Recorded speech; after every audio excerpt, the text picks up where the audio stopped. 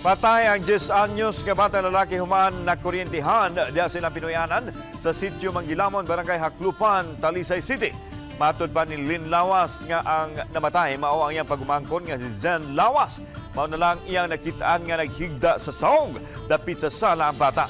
Naglaom na or nanglagom og nakita nga dunay paso sa tuong kamot.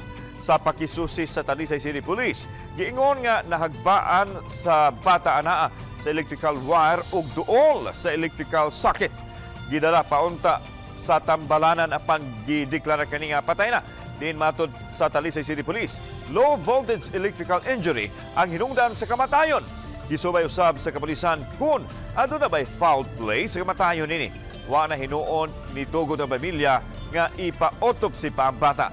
Gihulagway ang bata nga musayog yun og mata ug mangunay sa pagpangandam siyang kaugalingon ug kinahanglan alang siyang pagtungha. Ang kagamhanan sa dakbayan sa Talisay ang mapadangat og tabang binagi sa City Social Welfare and Development. Coordinate sa barangay kapitan regarding sa nga sitwasyon.